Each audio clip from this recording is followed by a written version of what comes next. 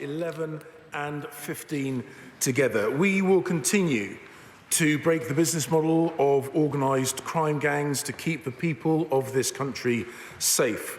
We are disrupting their activities both domestically in the UK and internationally, including disrupting the work of the gangs behind the illegal small boat crossings. And it is why the Criminal Justice Bill creates new powers to target organised criminal gangs. We're also publishing a new serious and organised crime strategy soon. Simon Jott. Thank you, Madam Deputy Speaker.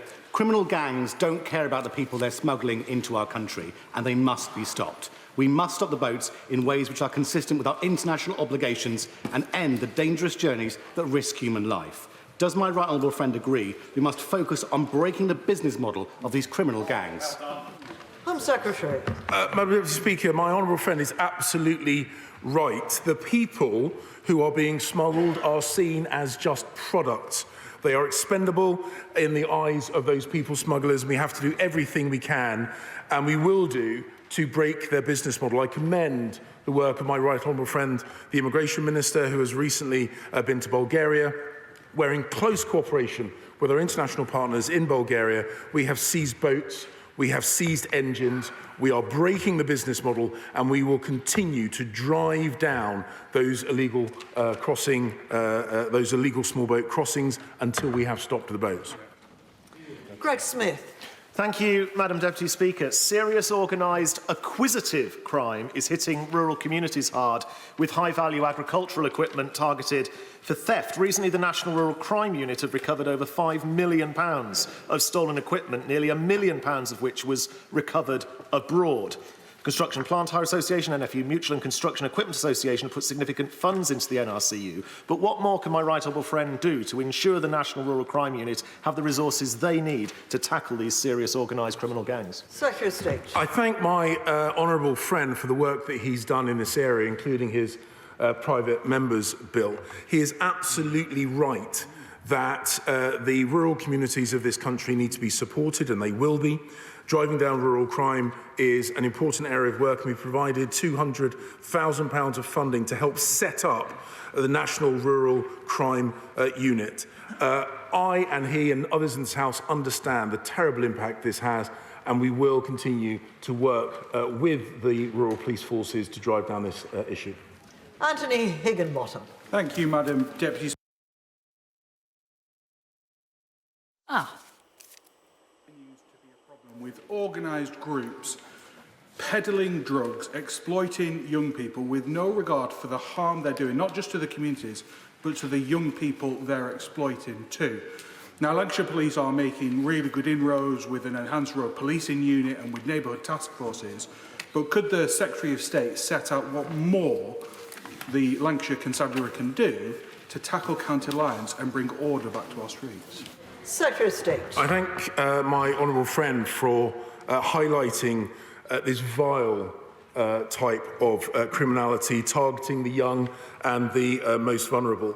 As part of our fight against county lines, we're investing up to £145 million in our County Lines programme. And since the County Lines programme was launched in 2019, police activity has resulted in over 4,700 county lines being closed, over 14,800 arrests, and over 7,200 safeguard referrals. We will keep our focus on this evil criminality.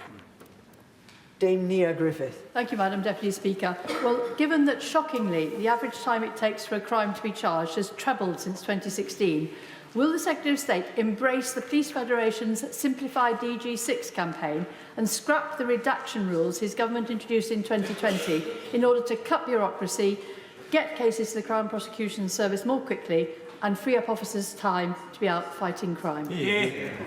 Secretary of State. We are actively working with the CPS to simplify and speed up this process. I will look, of course, at the proposals put forward because, of course, we want police officers out in their communities, on the beat, tackling crime rather than doing paperwork. Important though that is. Chris Elmore. Madam Deputy Speaker, the police report a 25% increase in shoplifting in recent months. There is much evidence the Home Secretary will be aware that organised criminal gangs go into shops to try and steal as much as they can and target shop workers. As we approach Christmas, but not just at Christmas, all across the year, what assurance can the Secretary of State provide to shop workers that he will start dealing with these gangs and start realising that all retail crime is a problem in this country that needs tackling? Secretary of State. He is absolutely right to highlight this as an issue. It is one that we take seriously through Operation Pegasus. We are working through the leadership of the PCC for Sussex on this very issue, and I will no doubt either myself or the Policing Minister give the opportunity to update the House on this work as it progresses. Shadow Minister Alex Norris. Thank you, Madam Deputy Speaker. This autumn, the government pledged to treat retail crime as organised crime. But with their criminal justice bill, they've fallen at the first hurdle. No consolidated offence to protect retail workers, no strong signal on the £200 limit on investigations, and a denial of reality on their hollowing out of neighbourhood policing. I think from the answers we've heard, the Home Secretary wants us to believe that we've never had it so good, but the ones that are thriving are organised criminals. Will the government accept our amendments to add protection of shop workers into this legislation? Secretary of State. Madam Deputy Speaker, the honourable gentleman will know that it's already a statutory aggravating factor. We of course will look